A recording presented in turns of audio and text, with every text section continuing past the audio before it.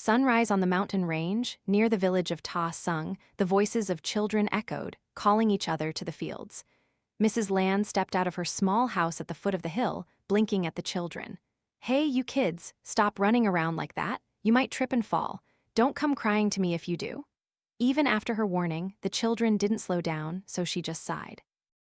Tying another layer of clothes around herself, Mrs. Land planned to go to the field to pick corn, which was ripe for harvesting. Her family had been selling rice wine for generations. Though not wealthy, it was enough to sustain them.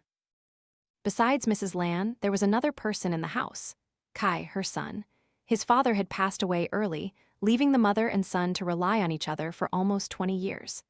Kai was now a strong, healthy young man, considered one of the best in the village. But because they had no savings, even if he had feelings for a girl his age, Kai dared not speak of marriage. According to village custom, to marry, one needed to offer buffalo and pigs to entertain everyone, and relying on Mrs. Land's meager wine sales would never be enough. As Mrs. Land was about to step down the stairs, she heard her son's voice calling, "Mom." "What is it, Kai?" "I have good news for you." "Good news? What good news?" "Mr. Lee in our village is about to build a new house, Mom. He's so rich, he can build whatever he wants. It doesn't have much to do with us. Unless the villagers are invited to a celebratory feast." "No, Mom. Mr. Lee was passing by when he saw a logging truck, and he stopped to chat with the village chief. He saw me and praised my strength. He's building a huge house and wants to finish it quickly, so he needs a lot of workers, but he said skilled laborers from the lowlands are expensive and scarce.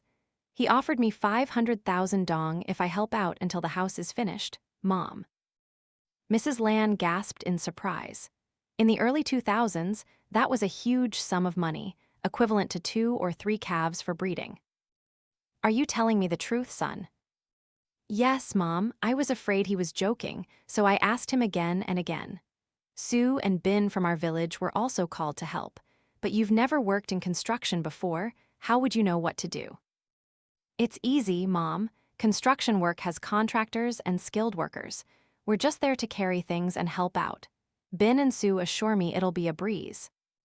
Hearing that makes me happy. It's like heaven is blessing us. With that money, you could start a business and change your life, maybe even marry Khuong. Isn't that what you want? Kai blushed. "Mom, you hit the nail on the head. Don't worry, I'll work hard to marry her. I want to make our home lively." "Yes, Mom, I'll try my best." Their conversation ended there, as Mrs. Land had to go pick corn, and Kai went to help a family in the village dig up their vegetable garden for some extra income. Inside Mr. Le's house, several neighbors were sitting, drinking tea, waiting for it to steep. One of them spoke up.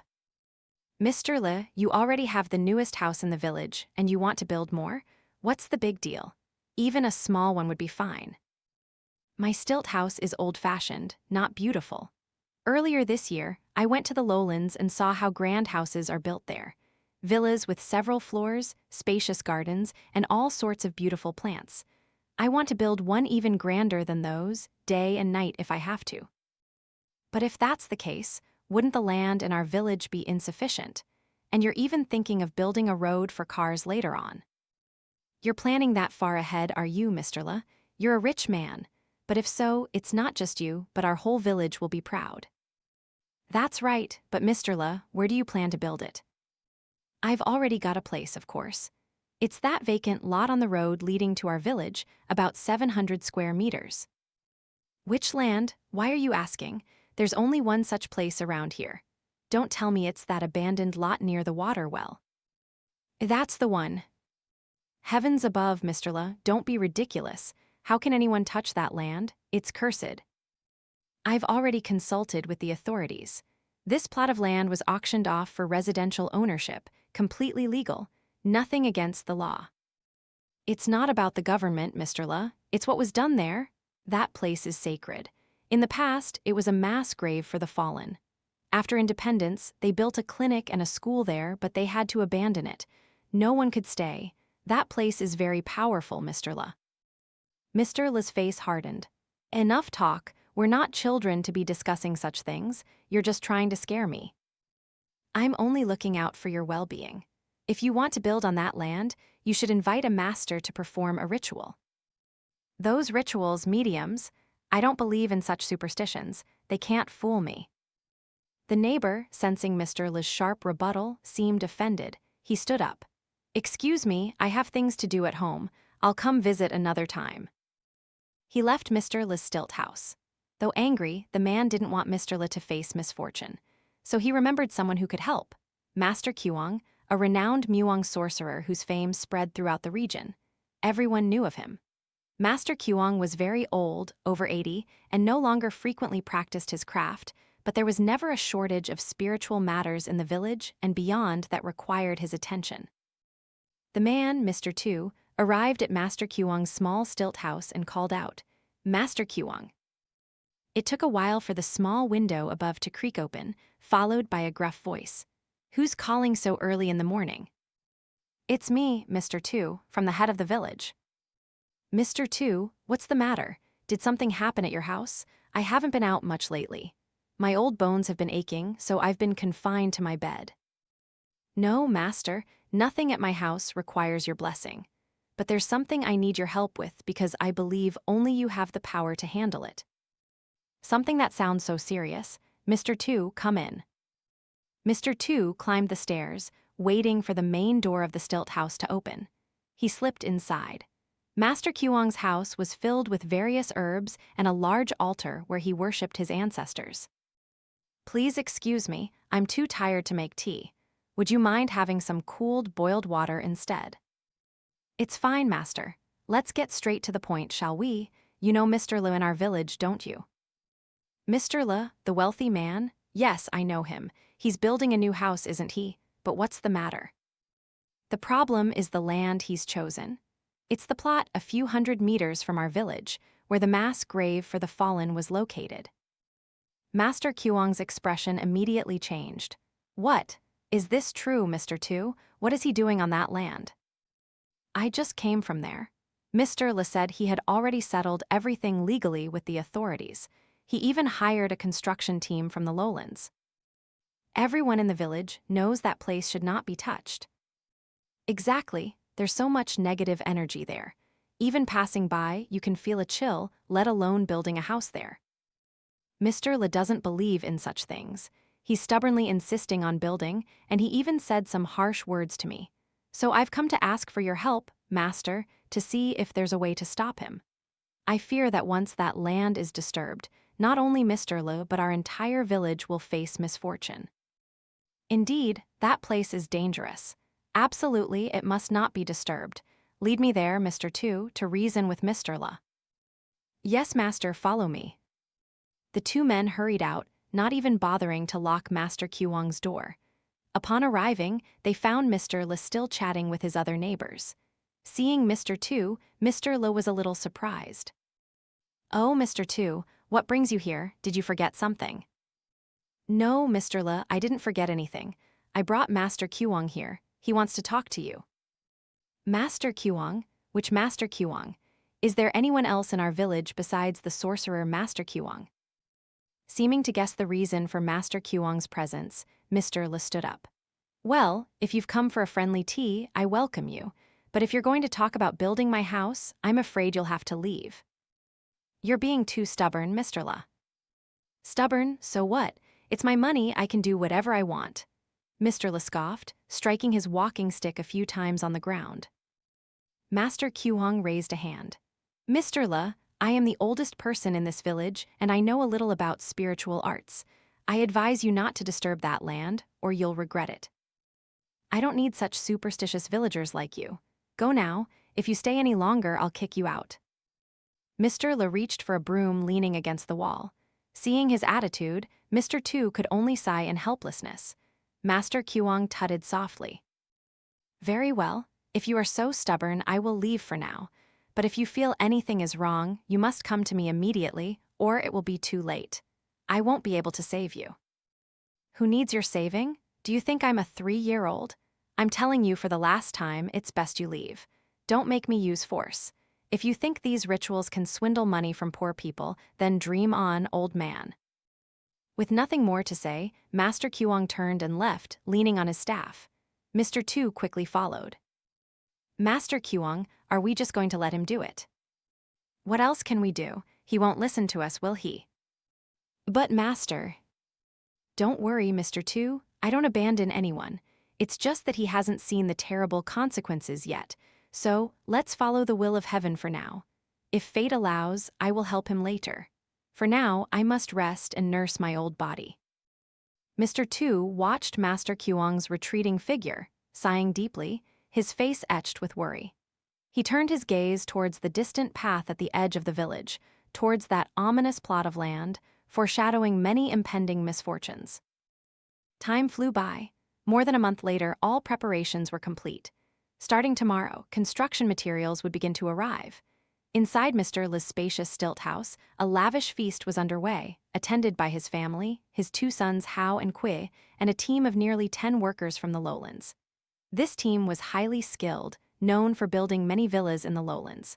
Of course, the price Mr. Le paid to bring them up here was not cheap. Wine flowed freely. Phuoc, the lead contractor, spoke. Mr. Le, you truly are a magnate. Even in the lowlands, not many people would spend so much to build a villa, only a handful. Mr. Le beamed, his eyes twinkling. He refilled his wine cup, took a deep sip, and replied, It's nothing. This is all the wealth accumulated over generations, starting from buffaloes and fields. Money, no matter how much, can only be enjoyed for a limited time. You can't take it with you when you die, and people will eventually forget. One must leave a grand mark. I want people to look up in at my villa and speak my name with admiration for 10, 20, even 100 years to come. Exactly, that's how it should be. We, your team, promise to make your dream a reality. That's all I ask. Rest assured, if you do a good job, I will not only pay the agreed-upon amount, but also reward you generously. Really, thank you so much, Mr. Le. No need for thanks. I've always been straightforward. I reward those who work hard, and I don't hesitate to send lazy ones back to the lowlands to find a new team. You can rest easy about this. I'm not boasting when I say our team is second to none in the lowlands. No one dares claim to be first. I like your confidence, but you must deliver on your words. Now, let's raise our glasses and drink until we're thoroughly drunk so we have strength for tomorrow's battle. At this, Mr. Le seemed to remember something. He turned to Hao, his eldest son. Hao, you're good with numbers. From tomorrow, you'll be in charge of bookkeeping, managing expenses, construction materials, and other costs. Buy whatever is needed. And you, Kui, he looked at his second son, you're not good with numbers, so you'll handle the physical labor. We have Kai, Su, and Bin from the village. They're strong and capable. Tell them to do whatever is needed. As for the construction team, Phuoc will manage them. Yes, father. Finally, he looked at his wife, Mrs. Ngok. My dear, I'm entrusting you with the most important task. What task is so important? I can't do any of that. Let the boys handle it. I'm not good with calculations or carrying bricks and stones. You're not doing any of that. Your job is to make sure there's hot food and delicious meals for everyone every day. Don't let the workers complain about being hungry, or you'll be in trouble with me. Mrs. Ngok laughed. Oh, and what about rewards? Don't worry about that, you men. Sometimes, when Phuoc's team builds a house up here, they drink tens of liters of wine a day. Mrs. Ngok's half-joking, half-serious words made everyone laugh heartily. The lively chatter and clinking glasses continued late into the night. Meanwhile, in Mrs. Land's small house, she was mending clothes, preparing them for her son's work the next day. Kai was already fast asleep, but Mrs. Land's face showed no sign of relaxation. She looked up at the altar where her late husband's photo sat. My dear, I'm so worried. This worry stemmed from her son working on that particular land. Not only Mrs. Land, but everyone in the village had heard about Mr. Le's choice of land for his house, and she was worried because she knew the origin of the rumors surrounding it. Just the day before yesterday, she had tried to talk to Kai. Son, maybe you should find work somewhere else. I feel it's too dangerous to work for Mr. Le. But Kai quickly shook his head. Mom, don't you know everyone in the village is talking? It's the modern age, Mom. The commune officials are even encouraging us to abandon backward customs, especially superstitious beliefs about ghosts and spirits. Even if that place was a mass grave before, the bodies were exhumed long ago for the liberation, and the land was leveled to build a school and a clinic. I don't see anything to be afraid of. But son, don't worry, Mom. I'll just go there to work in the morning and come home in the evening. I won't be staying there.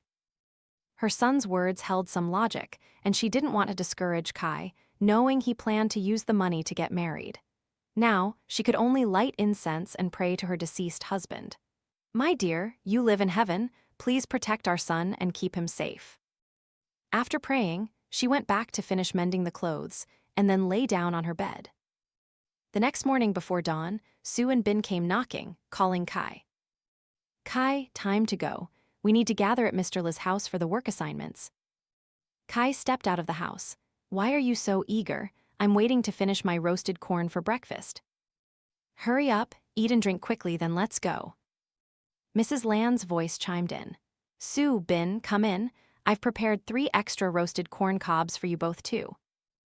Just moments ago, they had been urging Kai to hurry, but now, hearing about the corn, the 2 young men eagerly rushed in to claim their share. Kai chuckled. Why aren't you rushing now, you rascals? They laughed, holding their corn cobs, exclaiming how delicious they were. All right, I'm done eating. It's getting late now, Kai said, then turned to his mother. Mom, be careful around the house. It's cold like this, so don't go to the fields. Just stay home and rest. I know, you boys, be careful. Help each other if anything is too heavy. Don't try to do it alone. Yes, Mom, we know. With that, Kai, along with his 2 friends, left the house and headed towards the village center. Watching her son, Mrs. Land's eyes held a glimmer of worry and tenderness. She murmured something to herself, then quickly closed the door. After walking for a while, the 3 friends reached the courtyard in front of Mr. Li's house. Seeing them, Kui immediately called out, Where have you guys been? Why are you so slow?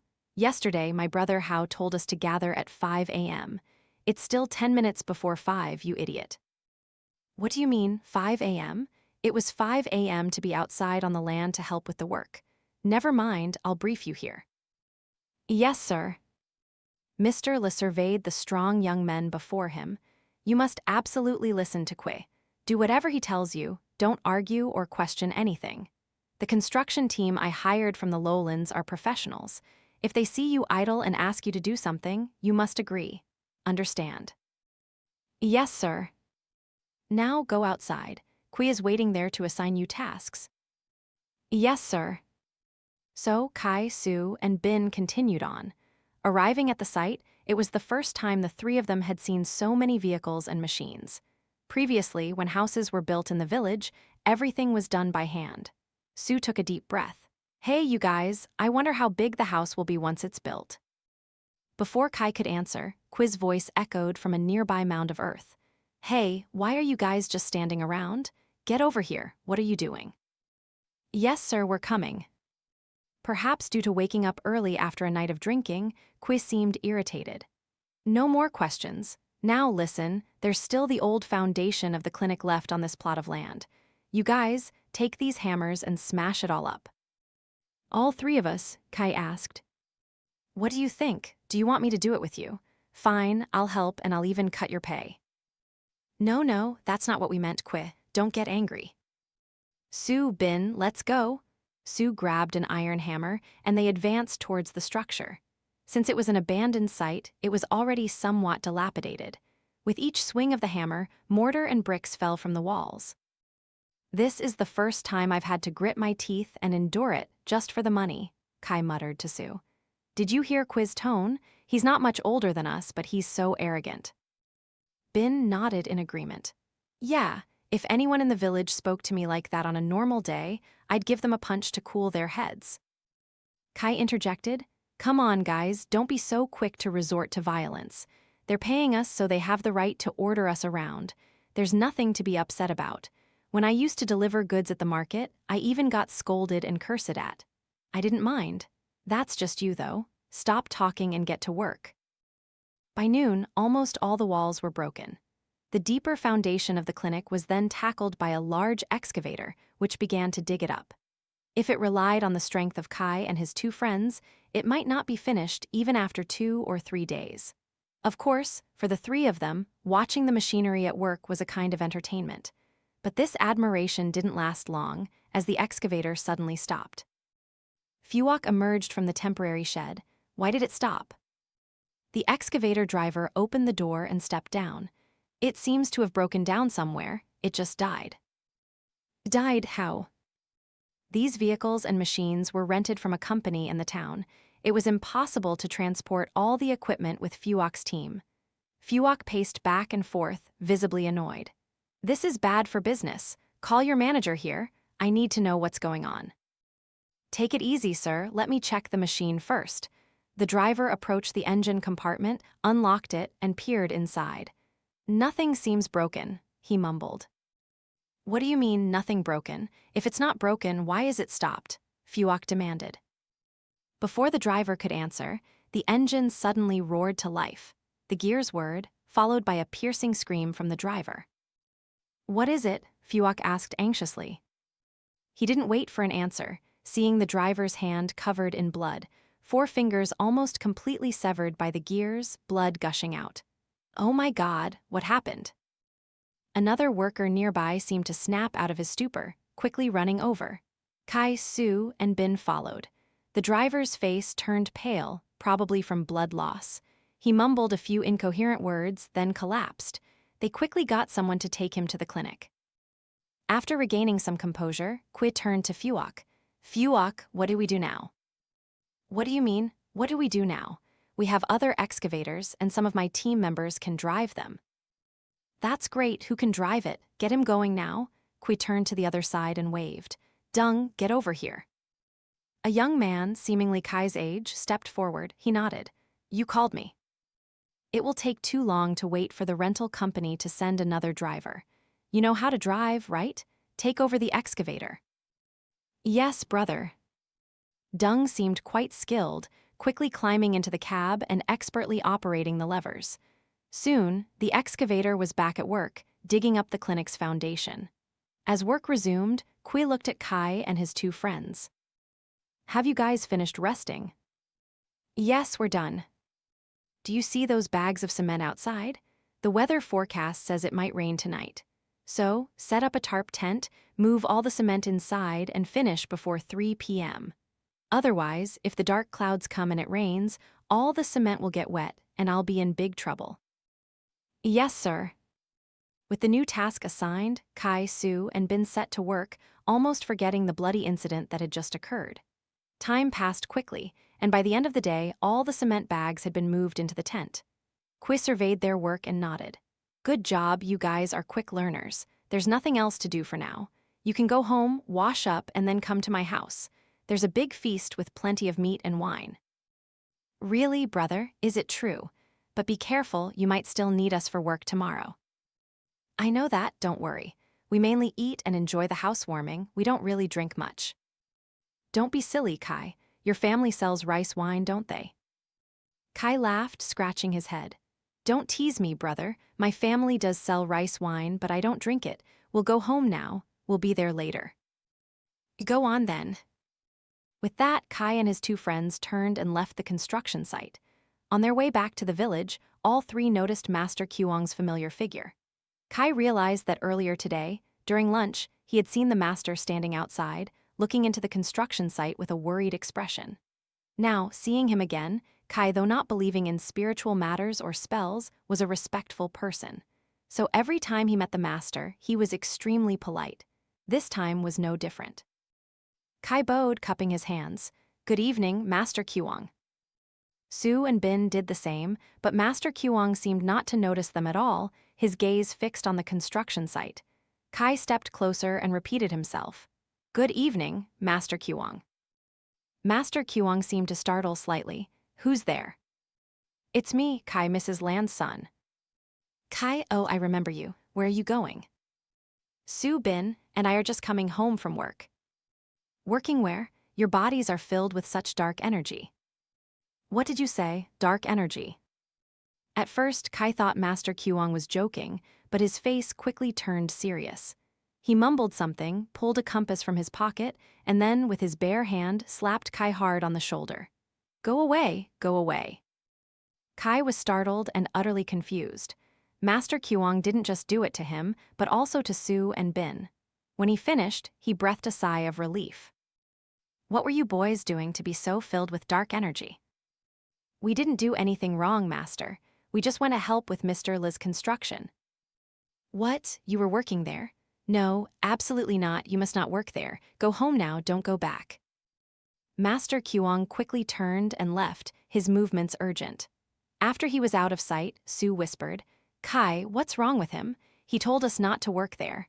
Could it be related to the rumors in our village about that land? Before Sue could finish, Kai cut him off. Stop it. Are you still believing in those things? I told you there's nothing there, don't scare yourselves. The three of us have heard many ghost stories since we were kids, but have we ever seen a ghost? Even I've been out at night doing all sorts of things, even helped carry a coffin to the graveyard late at night and stayed to help watch over it. I never saw anything. Bin nodded. Kai's right, Sue. Don't be so timid. Finding a job like this is good. If we don't work there, they'll just find someone else to replace us immediately. Sue sighed and reluctantly replied, I was just saying, it's not like I'm not going to work. Come on, we're wasting too much time. Let's go home, wash up, and then head to the party. I haven't eaten meat in a month, and I'm craving it so much. Mr. Li's feast will definitely have plenty of meat. That's right, let's go home and get ready quickly. Upon reaching the village entrance, the three friends went their separate ways. Standing in front of his small stilt house, Kai saw Mrs. Lan diligently feeding the chickens, her back bent, showing the many years she had carried the burden of the family. Seeing this, his determination grew even stronger. Kai silently vowed, Mom, wait for me a little longer. When I have enough capital, I'll buy some calves to breed. When they grow up, I'll sell them to earn money. At that moment, Mrs. Lan turned around. Oh, you startled me. When did you get back, son? I was feeding the chickens and you didn't say anything, almost gave me a heart attack. How was work out there today, son? Was it very hard? It was normal, Mom.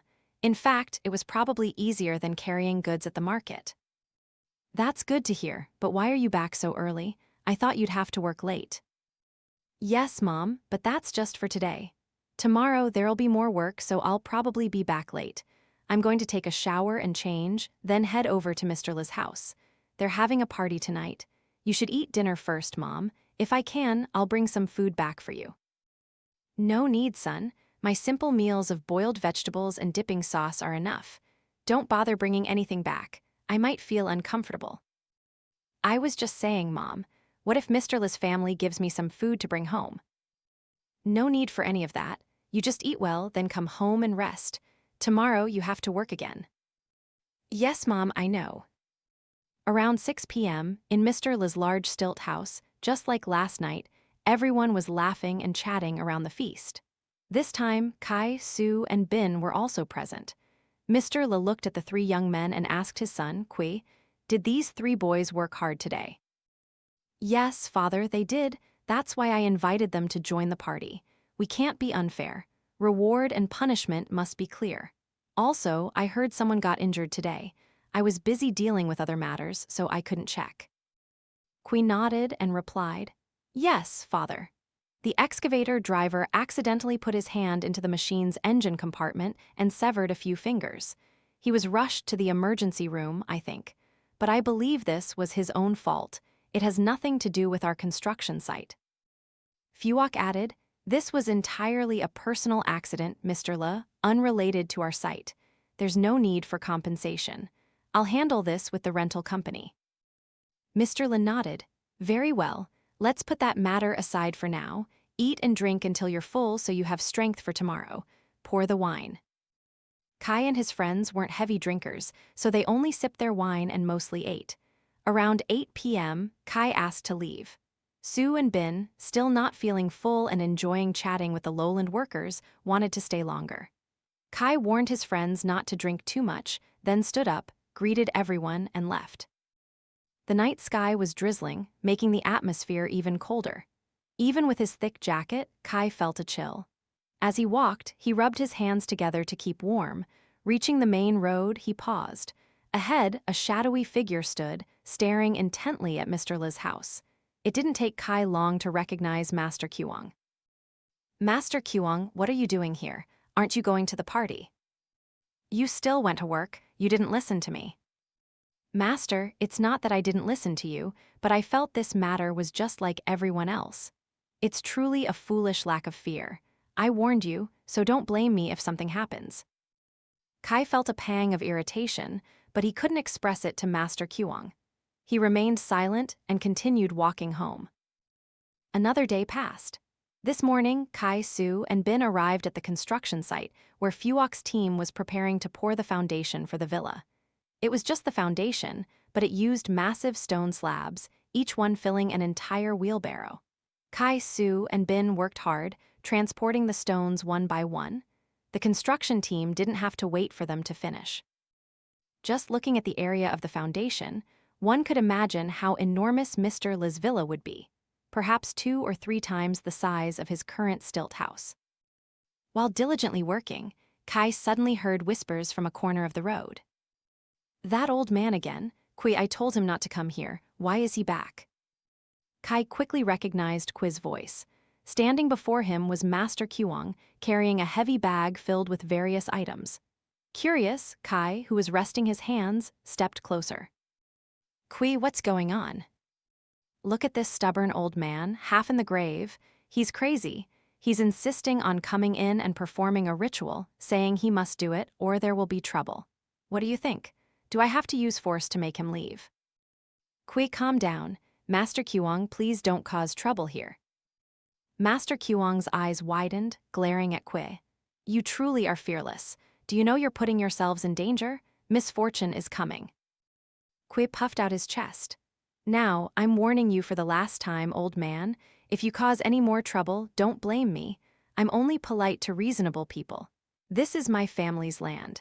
If you step onto it without permission, I won't hesitate to take action. Kui's tone worried Kai because he knew Kui might actually resort to violence, not just bluff. To avoid an unnecessary confrontation, and knowing Master Khuong was old and frail, Kai stepped forward and lowered his voice. Everyone, please calm down for a moment. Master Khuong, I beg you, let everyone work. If you want a witness, you should ask the homeowner first. Ask what? Death is upon us. What's there to ask?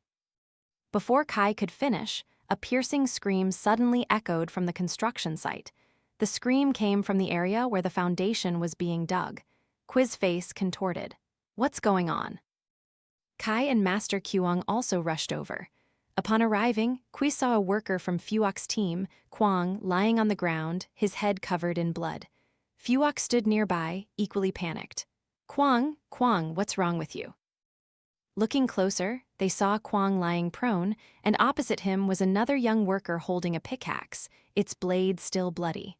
Phuoc jumped down, grabbing the young worker by the collar. What's wrong with you, Khuong? Why did you hit him with the pickaxe? The young man didn't respond to the accusation, only laughed. While everyone was still wondering if there was a conflict within Phuoc's team, Master Khuong once again stepped forward. Quickly, hold him down, he's possessed. Kui glared, you're still here, old man, what are you doing? Before Kui could finish, the young worker, Khuong, tilted his head back and laughed maniacally. His laugh was eerie, sounding like a woman's. Without waiting for permission from Kui or anyone else, Master Khuong grabbed his ritual bag, quickly stepped forward, took out a handful of glutinous rice, and threw it directly at Khuong. The laughter stopped, replaced by an expression of terror. Khuong turned and tried to run away. Hold him down, quickly. Just moments ago, no one would have listened to this crazy old man, but now, Phuoc and the other workers quickly chased after Khuong and wrestled him to the ground. Khuong struggled and thrashed.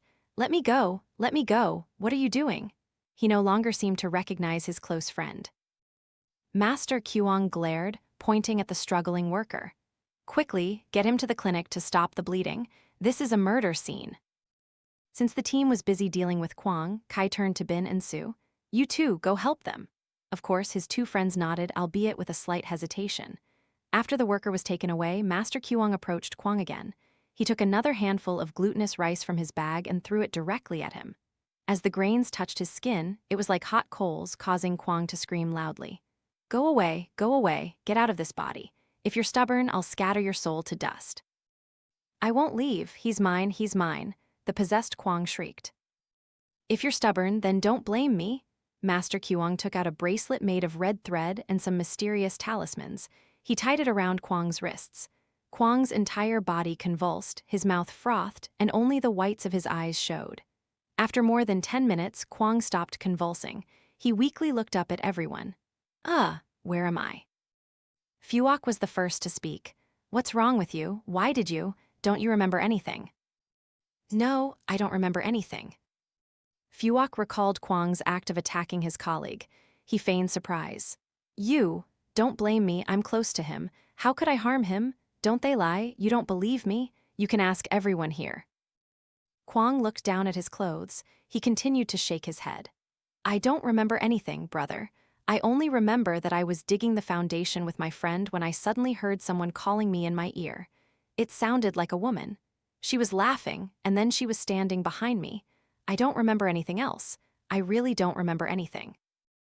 Who? There's no one here. Phuoc and the other workers confirmed that the construction site was entirely men. Where would a woman come from? And even if there was, how could she affect Khuong? But Master Khuong thought differently. He knelt beside Khuong, staring intently into his eyes. Was that woman about 45 years old, with short hair, wearing simple, old clothes with even torn pant legs? After Master Khuong finished speaking, Khuong nodded. Yes, that's her. Now everyone else was surprised. How could Master Khuong, who had been standing on the road the whole time, know about that woman inside? Kui now spoke up. Old man, tell us properly. What do you mean properly? At this point, are you still deluded? Master Khuong replied, I told you, this land is cursed. It cannot be built upon. And young Khuong here was possessed by a centuries-old spirit existing on this land, causing him to use a pickaxe to attack his colleague. It was a warning to prevent you all from continuing. Don't use these scare tactics to frighten us, Kui said, but one could easily see the fear on his face. I won't talk to you anymore, Master Khuong said. What I did just now was only a temporary measure. This situation will continue if you are fearless. With that, Master Khuong gathered his belongings, leaned on his staff, and walked away. After he left, Phuoc's team also began to show reluctance. Kui looked at them all, then spoke. Phuoc, what do you think about what just happened? Phuoc seemed pensive. He mumbled. When Mr. Lin invited me up here, I asked him about the construction site, but your father assured me that everything had been resolved. Until yesterday, I didn't know your family didn't offer any blessings. In the lowlands, whenever we start digging for a new house or doing any work, we always perform a small ritual for good fortune. Now, these strange things are happening. So, for now, please go back and tell Mr. Le to invite a master to come and check. Understanding Phuoc's hesitation, Kui said, Phuoc, I tried to convince my father, but he's very stubborn. I'm afraid he won't listen. Then try. If he doesn't listen, there has to be a way, a tempting amount of money, to protect our lives, right? Yes, Phuoc is right. The workers nodded in agreement. Without anyone saying anything, they quickly stopped working and gathered in the temporary shed. Just half an hour ago, the construction site was filled with laughter, but now, a solemn atmosphere hung in the air. At this point, Kui spoke up. All right, everyone stay here. I'll go back and ask my father what he thinks. Not long after Kui left, Su and Bin returned. Kai saw his two friends and immediately asked, Hey, how's that worker doing? Fortunately, he only suffered soft tissue damage and bleeding. Yes, it's not too serious. He's conscious now. We bandaged him up and left him at the clinic to rest. So, why did you guys rush back here? Oh, why is everyone just sitting around? Aren't you working anymore? Kai sighed, recounting what had just happened. Now it was Sue's turn to exclaim, Oh my God, I told you guys it was dangerous. Now it's a big problem. Calm down, Kai said. Let's wait and see how everyone resolves this. Just then, Mr. Le and Kui arrived. Mr. Le walked over, hands on his hips, and angrily scolded, What are you doing, stopping work? Do you know how much money this is costing me? Phuoc stepped out of the shed and approached Mr. Le. Mr. Le, Kui must have already told you, right? Yes, he told me, I heard. If you heard, then you must know this isn't a simple matter. What do you mean? What do you mean? Don't use that as an excuse to waste time and money. Are you planning to break the contract? No, Mr. Le, If we wanted to leave or break the contract, we wouldn't be here. We want to work for you, but we also need to be guaranteed our safety. Now, that master, he settled Khuong's situation. Maybe you should invite him to your house. If you're worried about the cost, we'll deduct some of our wages to cover it. Mr. Le hesitated. Kui added, Father, we should also invite Master Khuong to perform a ritual. He's been insisting for the past few days that if we don't, something big will happen. And now Khuong's incident and his colleague, I think it's a bad omen. All right, all of you continue working.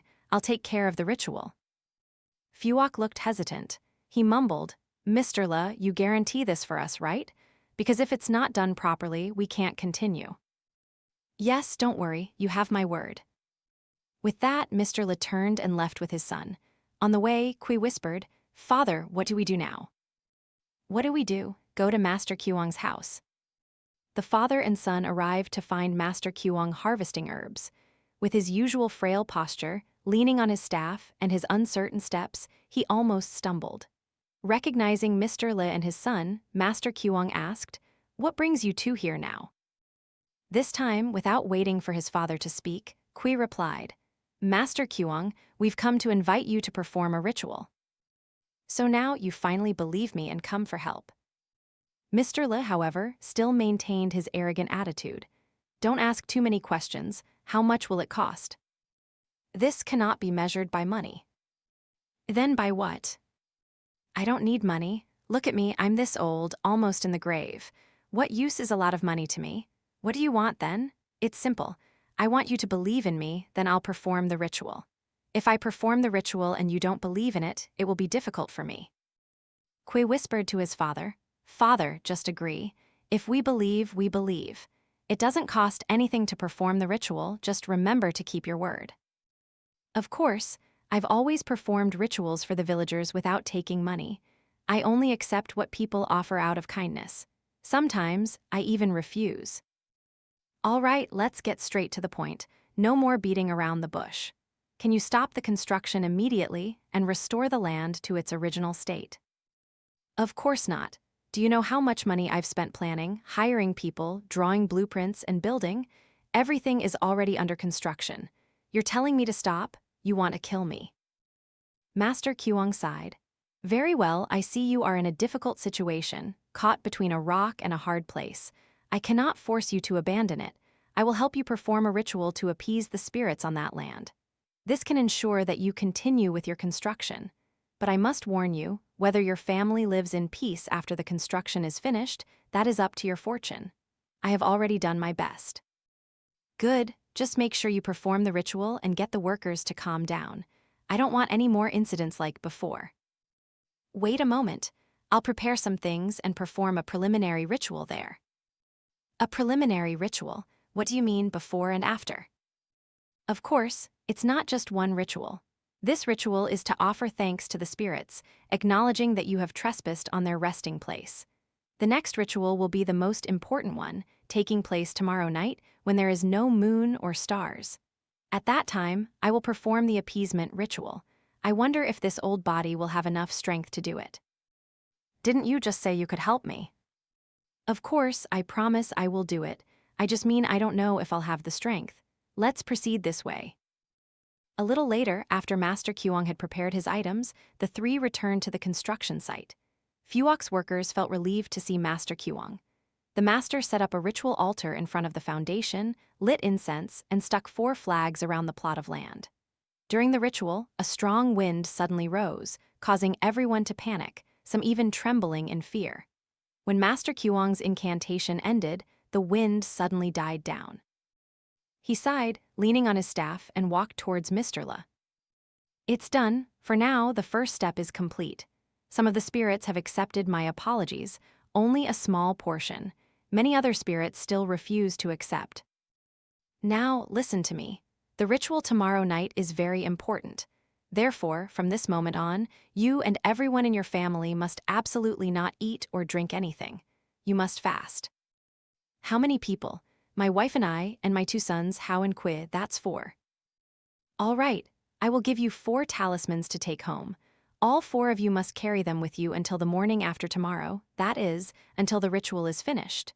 Then, you can burn them and drink the ashes for good fortune. And tomorrow night, when I perform the ritual, you and your family must absolutely stay inside your house. Do not step outside. Is that all I have to do? Yes, that's all I ask of you. The rest is up to heaven. With that, Master Khuong asked to leave to rest for the important ritual tomorrow night. At the construction site, Mr. Le began to urge everyone back to work. Although the ritual was not entirely finished, Phuoc somehow found the motivation to encourage his team to continue. As for Kai and his two friends, they had witnessed the entire ritual from beginning to end, filling their hearts with a certain degree of unease, especially Kai, who did not believe in spiritual matters. Yet, what had happened now left him feeling vague and conflicted. Moreover, as he carried the heavy stone bricks, Kai occasionally felt a shiver run down his spine, a cold sensation as if someone was standing right beside him. This feeling even caused Kai to nearly drop the wheelbarrow full of bricks. At the end of the second workday, the three walked along the familiar path back to the village, none of them speaking, their minds preoccupied with their own thoughts. Upon arriving home, Mrs. Lan quickly noticed her son's unusual expression and behavior. So she asked, "What's wrong, son? Are you too tired from work today? Are you really all right?" "Yes, Mom." "All right then, go rest, take a shower, and eat dinner. Today, a neighbor gave us some pork, so we'll have a good meal." Mrs. Lan smiled as she placed the pork on the charcoal stove. But then Kai whispered, "Mom, what if ghosts are real, Mom?" "Oh, you too, why are you asking such things? Did something happen? Tell me now." Kai didn't want to worry his mother, but he also didn't want to keep this thought to himself. He began to recount everything that had happened that day, including Master Khuong's ritual. Mrs. Lan's face clearly showed her worry. "I told you before, that place is dangerous, but you didn't believe me." "I never believed in those things before, Mom. I thought it was just superstition, but I'm scared now. But Master Khuong performed the ritual, so it should be over. It would be a waste to quit now." Mrs. Lan sighed. "All right, son, I can't stop you. But if you feel something is wrong, you must listen to me. I only have you, son. If anything happens to you, I won't be able to bear it." "Don't worry, I know what to do. It's just that I never believed before, so now I find it a bit hard to accept." "I understand, but don't think too much about it. It's getting late now." After dinner, Kai would usually be asleep by this time, but for some reason, he kept tossing and turning. The coldness in the air made him shiver again. The next morning, Mrs. Lan was still sound asleep. Kai tossed and turned for a while, then got up. He intended to go to the fireplace in the center of the house to warm himself, hoping the heat would make him feel sleepy. He got out of bed and walked to the center of the house, but before he could sit down, he heard rustling sounds outside, as if someone was walking around. How strange, who would be walking outside at this hour? Quite curious and feeling wide awake now, Kai changed direction and headed towards the nearby window. Arriving there, he squinted through a crack. Outside, it was pitch black. Kai couldn't see anything for a while. It took a good 5 minutes for his eyes to adjust to the darkness. But perhaps this was a grave mistake. He gradually made out a group of people standing in front of his house. There were many of them, tall and short. But the strange thing was that they swayed in the wind without actually moving. When Kai looked closer, he realized that these figures had no legs. "These aren't people." Fear gripped Kai, his throat tightened, unable to utter a sound. He desperately wanted to turn and call his mother, but it was as if someone was holding him back. He stood there, frozen for a moment, then the figures suddenly vanished. The terrifying silence returned. Kai stumbled back to his bed, his legs heavy. That night, he lay awake almost all night, restless and anxious, wondering if those strange, legless figures would still be in front of his house. The crowing of roosters at dawn startled Kai awake. Mrs. Lan also woke up, seeing her son on the bed. She asked, "Aren't you going to work?" Kai shook his head. "No, Mom. Tonight is the ritual, so everyone gets the day off. We don't have to go to the construction site. I told you about it last night." "Oh, I keep forgetting. Will the ritual tonight be successful, son? If those unseen spirits on that land get angry, who knows what unpredictable things might happen. When I was young, Mom, there was a similar incident. A group of bandits dug up graves in the cemetery looking for treasures. Throughout that time, spirits continuously emerged from the graveyard. They appeared on the roads as if they were alive. No one dared to go out for fear of being captured by the ghosts. Hearing this, Kai remembered the terrifying scene from last night. "Mom, what's wrong with you?" At this moment, he wanted to tell Mrs. Lan what he had seen last night, but fearing she would worry too much, he shook his head and pretended. "Nothing. I just feel hungry and want to eat some roasted corn. Oh my, I'm so lazy, I don't want to get up and roast some. I bought some and left them on the rack, there are plenty." "Then you should tell me, but don't sleep anymore today, son. It's still early and there's nothing to do now." "Yes, Mom." The sun rose high, bringing with it warmth. This also brought sleep to Kai. He quickly closed his eyes and drifted off. But in this hazy sleep, his dream was anything but peaceful. Kai continued to see terrifying images and spirits on the land outside the village. He saw countless white, skeletal hands rising from the ground like a newly sprouted vegetable garden. But this garden was so horrifying that as soon as he saw it, he quickly turned and ran. He didn't know how long or how far he ran until he stopped at a large, imposing house, a sight he had never witnessed before in his life. While he was still wondering whose house this was, a figure emerged from inside. It was Mr. Le. Indeed, Mr. Le, his wife, and his 2 sons were coming out of that grand house. At this moment, Kai was still in a daze, unable to distinguish between reality and dream. He called out loudly, "Mr. Le, is the house finished? It's beautiful." But then he realized that Mr. Le and his family paid him no attention. Moreover, the ceremonial robes they wore looked like funerary garments made of coarse fabric for the deceased. Kai stepped closer, raising his hand and waving. "Mr. Le, Mr. Le." His calls were ignored by Mr. Le, who seemed oblivious. Kai also thought that once the house was finished, his task would be complete and he would be paid. Now, to Mr. Le and his family, he was nothing more than an invisible person. "I guess I'll go home." With that, Kai turned to leave. Once again, he was startled when he heard 2 other figures behind him. "Sue, Bin, what are you doing?" They smiled brightly, but their smiles didn't last long, as Sue and Bin's faces quickly changed, turning terrifying. Their skin was pale white, peeling in bloodied patches. Sue pointed at him and mumbled, "Why did you abandon me? Now it's your turn." Kai was utterly panicked. He stumbled backward, but Sue and Bin didn't stop.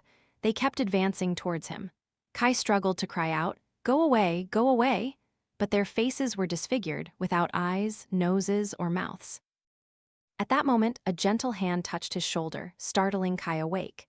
He sat up, looking around in confusion. He realized the figure he had just called out to was none other than Mrs. Lan. "Mom, what are you doing, struggling like that? Did you have a nightmare? Maybe you're not used to sleeping during the day? Get up now, it's 5 p.m. You slept so long, you even forgot to eat lunch. I called you, but you just mumbled and waved your hand. What did you say? It's 5 p.m. Yes, get up now and get strong. Let's eat dinner." "Yes, Mom." As dusk fell, a strong wind began to howl. Kai and his mother closed the doors and sat by the fire in the middle of the house. After a moment of silence, Kai saw his mother's pensive expression. "Mom, what's wrong? What are you thinking about?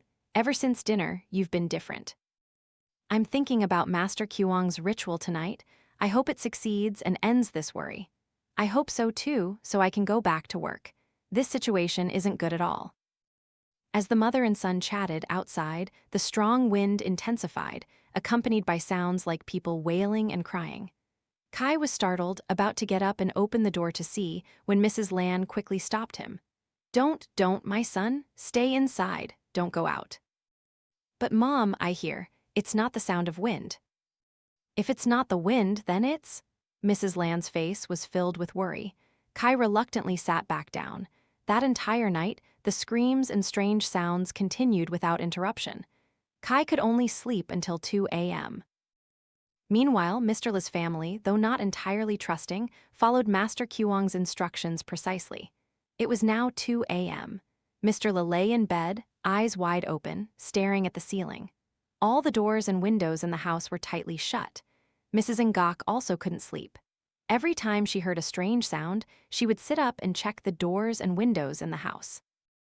Then, around 5 a.m., as he was drifting off to sleep, Mr. Le was startled by a knock on the door. Because his room was close to the living room and main entrance, he could easily hear the sound echoing. he looked at the clock, mumbling, "How strange. Who would be knocking at this hour?" His gut feeling urged him to get up and check. He walked out to the living room, down the corridor, noticing that his two sons' rooms and the one for Phuoc's team were still sound asleep. He spoke up, "Who's there?" "It's me." Recognizing Master Khuong's soft, gruff voice, he quickly opened the door. Indeed, the master stood outside, but his appearance was dreadful. His clothes were torn, his hair disheveled. Mr. Le was startled.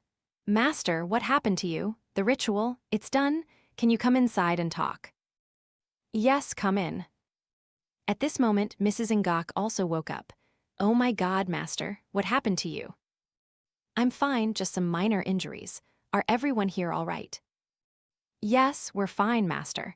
We just let them eat and drink until they fell asleep." "Master, was the ritual successful?" "The ritual was successful. That's why I'm here in one piece. There were many spirits out there, tens of thousands. I almost lost my life." Hearing this, Mrs. Ngok was visibly shaken. Mr. Le also let out a sigh of relief. "So, can we resume construction now, Master?" "Yes, thank you, Master." Remembering something, Mr. Le rushed inside. A moment later, he returned with a wad of money. "I intended to offer this as a reward, knowing that you said you wouldn't take money." "I haven't forgot, but I just want to reward you. I am a man of my word. No money means no money. Don't look at my appearance and offer charity. I have spent my whole life practicing this craft. I am old and won't live much longer. What do I need money for? If you could, please brew me some warm tea. It's very cold outside." "Yes, I'll go make some tea." The news of Master Khuong's successful ritual spread throughout the village that morning. Everyone was excited, especially Kai and his friends, as construction work resumed. And indeed, in the following months, nothing strange happened. 8 months later, Mr. Le's villa was entering its final stages of completion. Every afternoon, he would stand admiring his enormous 3-story villa. The surrounding garden was also starting to grow, filled with precious plants he had collected and bought from various regions. As he admired them, he imagined the day when not only people from the village, but also journalists from the lowlands would come to film, photograph, and marvel at his creation. Lost in thought, Mr. Le was about to turn back when he suddenly heard the painters below whispering and calling for Phuoc. He looked up to the highest floor of the villa, where Phuoc, the lead contractor, was standing on the balcony, staring straight at him. Mr. Le didn't think much of it. He waved and smiled as if to say thank you. Phuoc, in turn, also smiled, but his smile was strange. His face was emotionless, only his mouth opened. But this was not the most terrifying thing. In a flash, Phuoc leaped from the balcony, plunging freely to the ground below. A dull thud echoed. Mr. Le and everyone present were stunned. The workers nearby rushed over, but it was too late. The fall had killed Phuoc instantly, blood gushing everywhere, his limbs twisted, bones exposed. "What is this?" The villagers were once again shaken by Phuoc's accident, especially at such a sensitive time, when the house was almost complete. The commune police investigated, quickly concluding in their report that it was a suicide. However, to Mr. Le and the workers, Phuoc did not seem like someone with negative thoughts who would end his life in such a way. According to Phuoc's close team, he had a happy family with a wife, children, and elderly parents. Every weekend, he would invite everyone over for joyful gatherings. No one had ever heard Phuoc complain about anything. For Mr. Le, Phuoc's death brought considerable trouble. First, like anyone else, no one wanted the almost finished house to be associated with a death. Second, because Phuoc had passed away, his team asked to take his body to bring him back for burial. This meant that the final stages of the house's completion had to be put on hold, and now, if he hired another team, the quality might not be as desired. That day, seeing the worried look on her husband's face at the dinner table, Mrs. Ngok asked, "What's wrong, dear? What are you troubled about?" "What else could it be? I cared for Phuoc like my own son, and now he's done something that harms me. If he wanted to die, there were plenty of other places. Don't speak ill of the dead, dear." "No, he's the one who brought this misfortune. Who knows when my house will be finished? Also, dear, I heard people gossiping that Phuoc's death isn't affecting our family, but we shouldn't continue this way. We should stop. No more rituals, nothing." I'm already heartbroken, don't talk anymore. Seeing her husband's irritation, Mrs. Ngok could only sigh, then looked at her eldest son, How. How, where's Qui? Why isn't he eating? Where did he go? He's in the villa, Mom. The workers have all left, so he's just staying there to look after it. Oh, I thought he went out to play. Hurry up and bring him some dinner then. Yes, Mom. How quickly finished his meal. He stood up, put some food into a lunchbox, and headed straight for the large villa. But about 15 minutes later, How ran back, his face filled with panic. Father, Mom, something's happened. Mr. Le, who was sitting and drinking tea, saw his son's frantic state. What are you doing, acting like a child? Calm down. Father, it's serious, Qui. Mr. Le's teacup immediately fell from his hand. What did you say? Is it true? Qui hanged himself.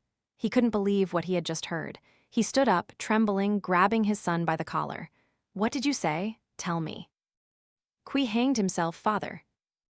Not only Mr. Le, but Mrs. Ngok, who had just stepped out of the kitchen, heard this, gasped in horror, collapsed to the ground, and fainted. Within just a few days, Mr. Le's villa had witnessed 2 deaths. While the police were busy investigating the scene, people in the village spread all sorts of theories. They believed that Phuoc's death and now Qui's were not coincidental, but related. Of course, in such matters, people thought of seeking Master Khuong's help, but it seemed too late. When they arrived at his small house, they heard that more than a month ago, Master Khuong had become very weak and announced he would embark on a pilgrimage to the land where he had learned his spiritual arts, hoping to return to his old home for his final days. In those days, there were no telephones. The only means of communication was by sending letters. But no one knew Master Khuong's exact destination, and by now, he might have already passed away.